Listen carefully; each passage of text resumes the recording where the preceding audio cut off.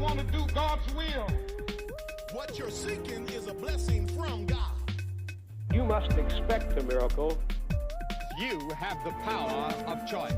Believe on the Lord Jesus Christ. Welcome to Live Today Live. Randy Robinson here, and I've got someone that I've gotten to know just through Zoom, and he's become one of my favorite people, and he's probably going to hate that I say that. But Joe Amaral, if you're up in Canada, you've probably seen him on television. Of course, you see him anywhere on television over the years. Right now, primarily, he's doing some really great work. He just got back from Liberia, and I will ask him about that, and I'm sure he'll want to talk about it. But that's not the topic of today, because he has a book out that I think is very interesting because, you know, you read the Bible, you read the stories, maybe you go a little deeper and study some things, but there's something different about being in the place where the story took place. And I've experienced this, and I'm the guy that goes to Key West and goes to the Hemingway house because I like Ernest Hemingway's writing.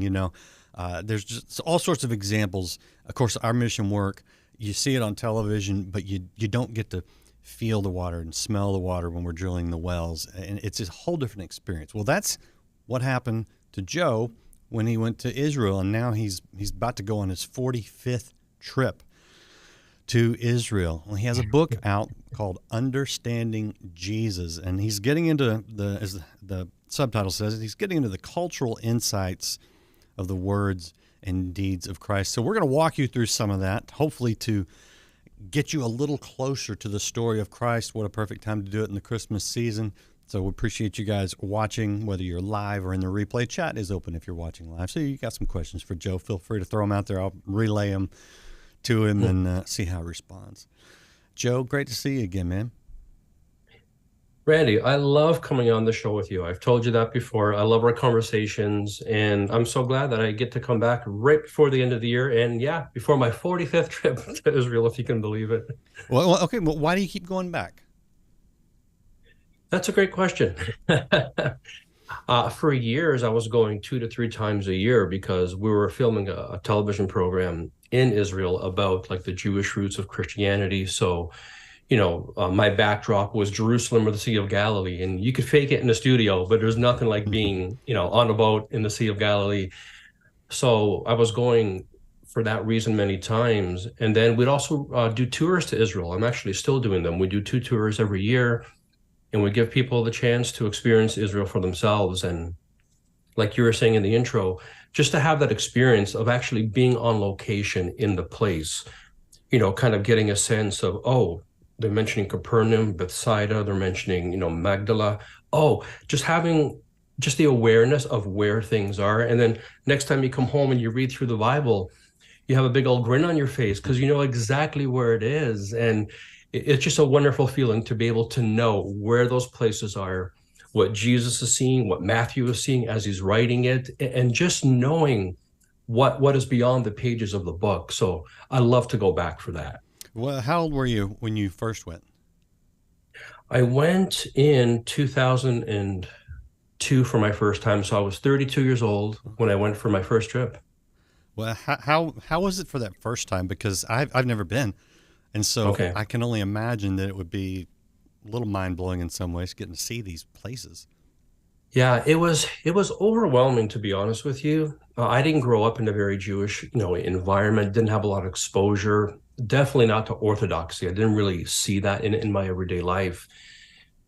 And, another time I can tell you the story of how I even got sent, but somebody sponsored a trip. And so I went, and I remember getting on a plane from Toronto and flying to London and then changing planes in London. And that's where there was a lot of Orthodox men who got on the plane. And I've never been around, that kind of a community.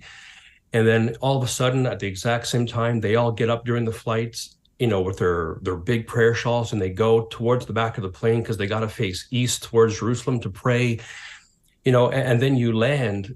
And it's so terrible to say this now, but we're talking 20 years ago. I remember getting to Israel, Randy, going, wow, there's like a lot of Jewish people here, It was so different than I ever imagined.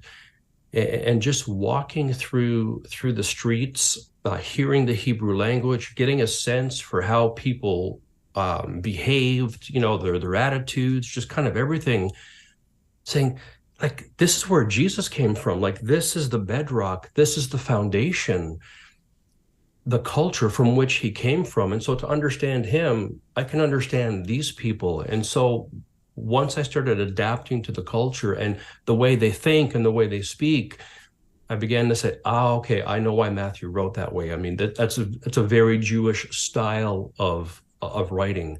So it was really overwhelming. But after some time, you get used to it. I was given a private tour when I was there. And I'm going to be honest, I hated my first 4 days in Israel.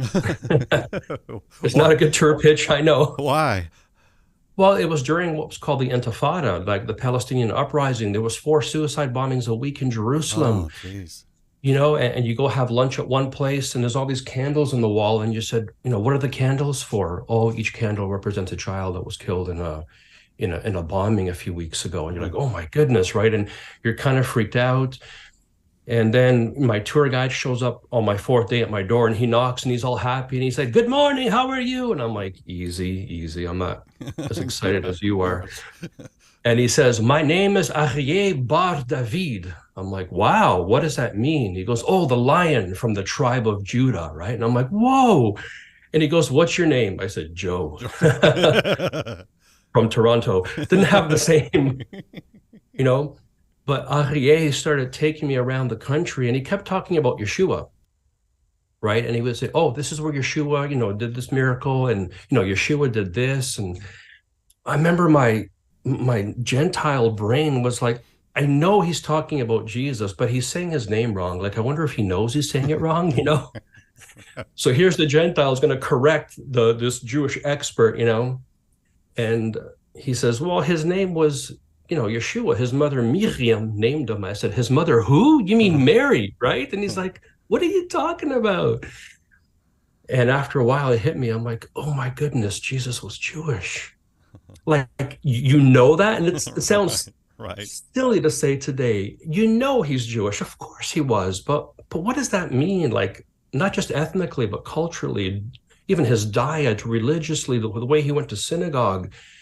So, wow, God, I've been a pastor for like 2 decades and I don't even know your son's name. I don't even know anything about him and his people. And so when I was standing on Mount Carmel, it overlooks the Valley of Armageddon. And I remember God spoke to me and he said, if you want to know me, Joe, then you got to get to know this country and the people who live here. And I took that as a mission. And I came back home and I began to study and learn. And all these revelations, which are normal to a Jewish-speaking community, they're like, of course this is it. Yeah. But we don't know that as Gentiles, as Christians. And it was like, aha, wow, moment after moment. And I started to collect that data and started to collect the information. And that's how the book, Understanding Jesus, was born. It was my personal experience. I never set out to write a book. I just wanted to learn more about Jesus, in his first century culture. And then that just slowly opened the doors and I began to travel and teach. And I've been doing that for 20 years now, which is hard to believe sometimes. Yeah, you should know a thing or two by now. So I hope so. So you said something. You said first century culture. There's a couple of gaps here. And when we read the scripture, not to mention, thank you, King James translation people who made it very English in a lot of ways, Yeah. But we have a cultural gap between sort of East and West. Huge, yeah. And we don't. Most of us aren't farmers here in the West. We have them. Yeah, most of us aren't professional fishermen for a living. Yep. I mean, again, small occupation. Not a lot of stonemasons or carpenters, however you want to look at tecton in the Greek. We don't even really think the same. We haven't been trained to analyze and think. The Western culture is much more, typically more analytical and more literal oftentimes, whereas Eastern culture a little more mystic in a sense generally, right? Mm-hmm. Plus you've got 2,000 years difference. I mean, the whole, one One of my pet peeves is that question, what would Jesus do? Well, Jesus didn't marry, he didn't have children, he certainly never used a computer or an iPhone or a car or an airplane. So I kind of laugh at that sometimes. But there's massive differences between the Huge. culture Jesus walked in and the one that you and I live in today. How do we close that gap and get a better understanding of Christ? Yeah, we have to put in the effort, because you're right. When we come to the scriptures as Westerners, and when we don't understand it in its original context, we insert our culture and we try to make it fit. Yeah, we do. I mean, we mean well. We want to understand this scripture, but it's so foreign to us. Like, I don't know how synagogues work. What's a feast? What's a holy day? What's kosher? I don't understand this. Sure.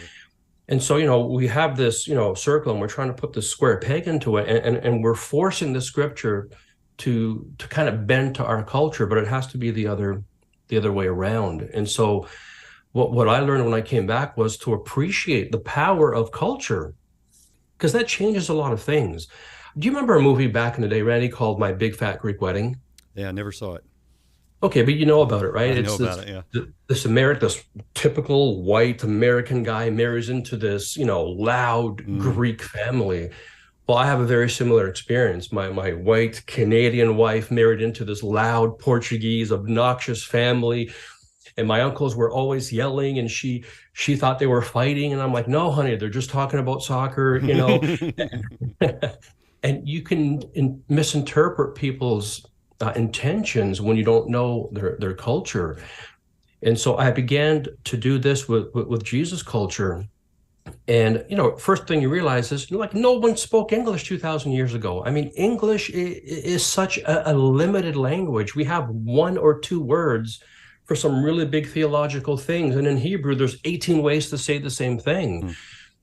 And so I learned that I had to kind of put on like a different set of lenses, because when I'm looking at it as an American, as a Canadian. But that's not what Matthew meant. Matthew, Mark, and John, when they're writing, they're Jews, right? Mm-hmm. Writing to a predominantly first century Jewish audience. And so many times Matthew would actually leave a lot of things out of the text, not because they weren't important, because it wasn't even necessary to insert. Yeah. Yeah. When he said, on the last day of the feast, everybody knows it's Tabernacles. But here we are 2,000 years later. What last day? Feast? What are you talking about? Right? And so I've often said to people, it's like coming here, if somebody came from a part of the world that never heard English and we told them right before it rained, it's like, quick, run inside. It's going to rain cats and dogs. I mean, they would just be like shocked. What? Where? How? I mean, right? And then if I wrote a letter to them and said it was raining cats and dogs, I wouldn't even explain it. They would just know it means it's raining really hard. And so we have this kind of phrasing in the New Testament where Matthew, Mark, and John say things and they assume you're Jewish and you know what they mean, and they don't explain it. And so for a while on my business cards, it would say, have me in your church, I'll teach you what's not in the Bible. Uh-oh. Right? Because it didn't need to be. It was an understood thing. That's interesting. And so understanding the culture, going back and researching phrases and learning about the synagogue system, learning about the temple and the sacrificial system and the feasts and the harvest and all that, you're like, oh, that makes so much more sense why Matthew wrote it that way. Of course, his Jewish brain wrote it that way. Yeah. So that's how we bridge it. You referred to the gospel twice and left out Luke. Is there a reason you left Luke out? Yeah, Luke's a Gentile. He writes completely differently. He tells stories that none of the guys don't bother telling because they didn't need to. But Luke is reaching a Gentile audience, and he says, you need to know the background to this. Let me tell you this story. I don't think I knew that. Yeah, I'm actually writing a new book about the Gospel of Luke because, Luke is the only one who tells the story of the prodigal son. He's the only one who names Elizabeth by name. He's the only one who names Anna the prophetess, Zacchaeus, all the undesirables, the lower-end people who weren't, popular in the other Gospels. Luke mentions them because he's trying to show that Jesus is the Messiah, not just for one group of people. He's the Messiah for everyone. So I omit Luke's name on purpose when talking about Jewish writing because he thinks more like you and I, Randy. He's a Gentile. So, and that in and of itself that changes the way you read it, Honestly, I don't think that anyone's ever pointed that out to me, but Really? It's possible because I slept since then. I'm not going to swear by it. But when you get into this, well, okay, let me ask you this, because as you've gone through this, and by the way, anyone watching who's never, like me, never been to Israel, it's okay. There's grace to cover all ignorance in the sense of just not knowing, right? Sure. And it's not, so this is not like you have to go to Israel to be a Christian. We're not saying that at all. It's okay. No. This is more, it's really growing and getting in depth. And by the way, there are some great DVD, if you have a DVD player still, but there's some great videos that will walk you through much of this. Because of technology, you can see quite a bit if you can't travel. So don't for a second think that Joe and I are saying you're really not going to be a good Christian until you. Oh, Lord, no. Yeah, because we're not saying that. But there's a difference when it's tactile and you're there. I'm curious, Joe, because you've been through this, you've taken groups, you've seen people go through this. Are there any sort of aha moments where people go, oh, that part of the Bible now makes a lot more sense to me? 100%. One of the things is distances. It shocks people, especially in the last week of Jesus' life. He's up in Bethany, he's in Jerusalem, he's on the Mount of Olives, he's in the upper room, then he's at the house of Caiaphas, then he goes to see Herod, and you're like, how did he travel all that distance in one night? That seems like it would take a long time. And then you get to Mount Zion, and you can see all the houses where he was in one view, and you realize, oh, the upper city is here. That's where the upper room was. And Herod, who lives really far, was home for the Jewish holidays of Passover, so he was in Jerusalem. And Herod's fortress is right next door, and Pilate is there because he's the governor. And all of a sudden, people are like, oh, that's how he was it was so easy for him to leave the upper room, go to the garden, pray, get arrested, go to Caiaphas, go to Herod. So even proximity. Yeah. Just helps you to realize, oh, it is possible. Okay, that's how it goes down. Walking through the Mount of Olives and seeing what Jesus is seeing when he says he looked over Jerusalem and he wept over Jerusalem. You can see the whole city from the Mount of Olives. And so it doesn't upgrade your salvation status when you go to Israel, but what it does is it adds color to a black and white book. That's good. Yeah. That's what I tell people. It's like watching a movie in 2D. Great, no problem. But when you watch it in 3D, oh, I didn't see that before. That really pops now. Yeah. And that's what a trip to Israel does. So if you do have a chance, I mean, of course, I would highly recommend that you go because it does put color on the page. Yeah. Well, and if you can't go and can't go soon, you can pick up Joe's book called Understanding Jesus, and he'll walk you through a bunch of these things, and you'll be able to read it, and that's always helpful. That's good. That's a step in the right direction. But as you say, no substitute for actually being there. I'm curious, I passed a nativity scene recently, of course. And right there in the stable with Jesus, Mary, and Joseph and some shepherds were some wise men. And I'm going, that's not right. No, that is not right. Has Christmas... have you learned more about the Christmas story that maybe you didn't know before you went? Yeah. One of the things you struggle with, I found at least, when you go to Israel and you learn all this, Hebraic background stuff, it's not about converting or wanting to become Jewish. Hey, I'm Portuguese. I am what I am.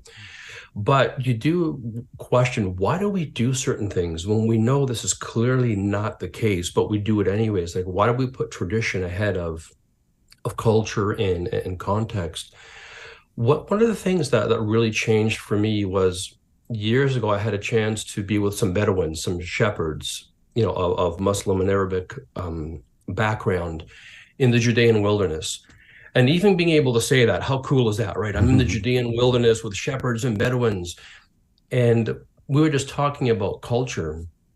And they had these ratty rags with them. And they just kind of seem misplaced, and I wonder why they had them. And so remember the rags. We go to the story.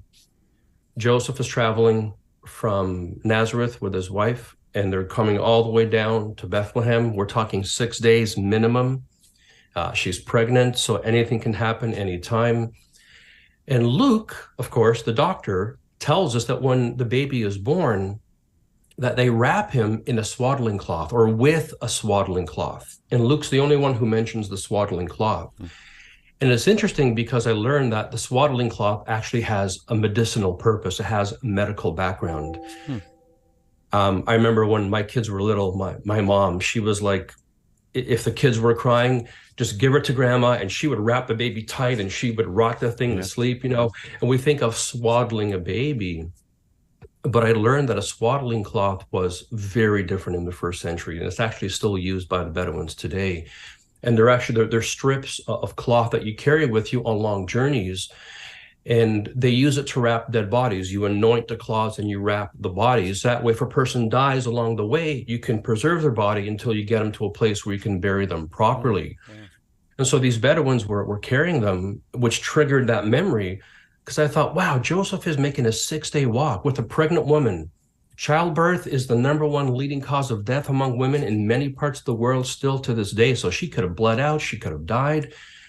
So Joseph, being a first-century Hebrew man, carries his swaddling cloths, his death cloths with him. The baby's born. There's nothing around. What does he do? Doesn't even think. He wraps the baby. But it's beautiful because you see that Jesus is marked for death even at his birth, right? Right at the very beginning, he's marked for death. This baby is set apart to die for humanity. And just that little kind of background goes, oh, no wonder Luke is specific and says swaddling, not just some kind of a cloth. And so that taught me to pay attention to words. You know, why did Luke say it differently? Why does he repeat it? Why does he say it 2 times, 3 times in the text? What's up with that word? And very often, when you go into the background of the word and how it was used, you're like, no kidding, he mentioned it. It totally, again, doesn't change the story. Jesus was still born. Nothing changes. Right. But just that kind of color that is brought onto the page just shows you that God even used something as simple as, you know, strip cloths for burial to mark his son. So he's marked for death by his earthly father as well as his heavenly father. That's very, very interesting. I did not know that either. We should talk more often. We should. Learning lots of things. Or maybe I should just take this book on the plane with me today and read it. Oh man, now I lost my train of thought. The idea also, my son, my second child, my oldest son, was late. And when my wife hit her due date, she was out walking every day. So it's not just they're, you know, first century remote. I mean, you got a very, very ready to deliver pregnant woman walking for 6 days straight. No wonder, you know, he wanted to be prepared. Because there's no mention of an OBGYN walking with them to Bethlehem. There is not, nor a donkey. It's one of those things that we just assume Mary rode a donkey, but then you read the text, there's no donkey mentioned at all. Not there. I'm gonna go fix this nativity scene over here. Hope they don't mind. Please. So.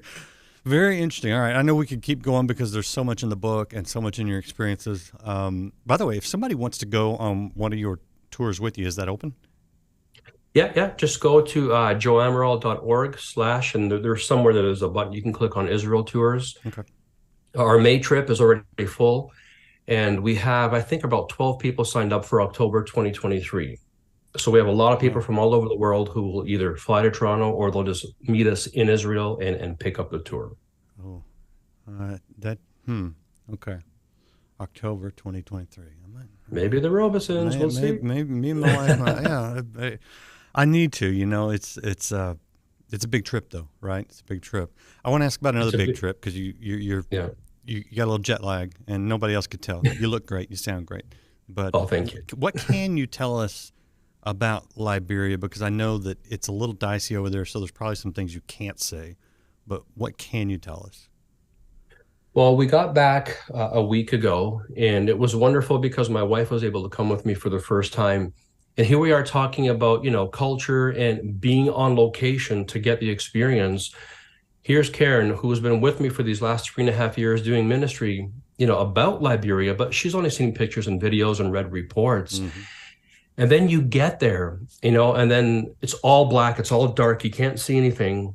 The next morning you wake up and you're like, whoa, where are we? Different world. And she says, Joe, it's so much worse than you could have explained. I mean, you can feel the chaos now. You can see the busyness.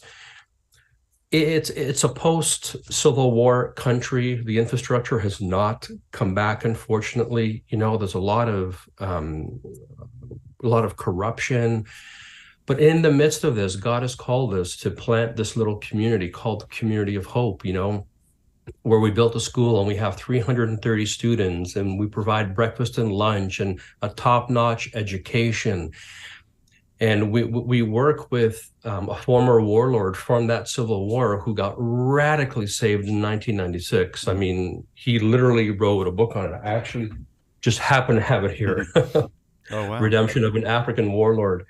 And he goes into some of the most notorious and roughest of ghettos, and he rescues girls who've been sold into the sex industry.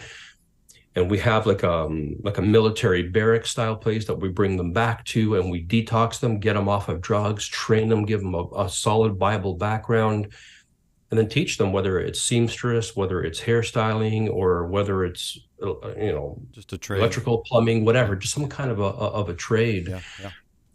And so even in the midst of such poverty and brokenness, God is using us in a very small way to bring hope to people who have just felt so abandoned and forgotten. And although it's difficult, you have to fight for every inch you take, But in the end, you see the hope in the eyes of the children, and you're like, you've seen it when you've gone to Africa. Just knowing that you're making a difference, even in just like this one little kid's life, you're like, all right, that 28-hour flight, those missed connections, that crazy journey. All right. Is Liberia safe these days, generally? I mean, it's safe as long as we always go in a group, and I'm always with my host. I don't venture off on my own, even though I'm getting known in the community. There's not a lot of white people in Liberia, and especially not where we are. We're in a remote area where no one goes. And so they kind of know me. Oh, they call me Kole, which means white guy in their language. And so they're like, oh, that's Joe Kole. He built Community of Hope, and he's with a former general. Oh, yeah. So like don't touch him. Like he's got good protection. And so even though I feel safe, I'm always with my host. Yeah. It's like going to downtown New York or downtown Toronto. Like you just have to be smart and watch where and when you go. Yeah. Which is an interesting point. I don't want to go to downtown New York these days. It was bad enough when I went a few years ago in Times Square, and it's just gotten worse. So there's an interesting thing, because you mentioned the sex trafficking that's going on in West Africa, and it's going on around the world, if we're honest about it.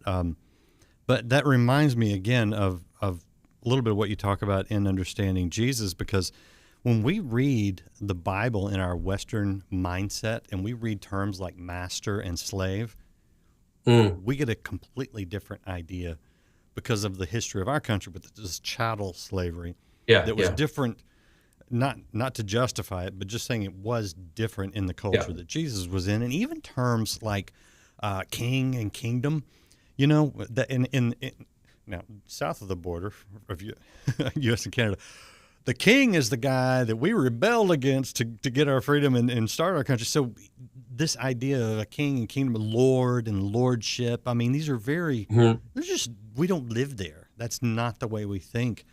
I'm curious if there were any, going back to the understanding Jesus, have you picked up from the culture maybe some terms that we just don't understand because we don't live in that world, like a king and kingdom or master and slave, things like that?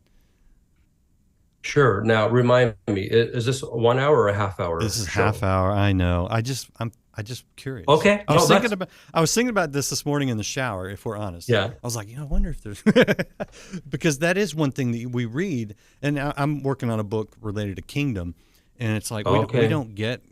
We don't think in these terms. Okay. I mean, we can explain it, we can get it, but we don't think in these terms. And I know that there are a lot of Bible terms we just don't think in, that if you understand the culture of Israel, you get it a lot more.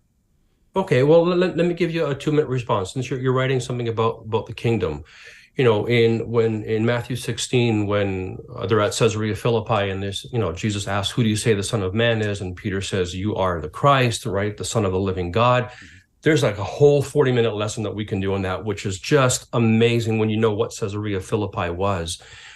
But Jesus makes a statement, right? He talks about giving Peter the keys to the kingdom, Right. Whatever you bind will be bound, whatever you loose will be loosed. And We don't get that. a lot of people thought that Jesus was giving Peter like total, absolute power to make decisions and start this new church.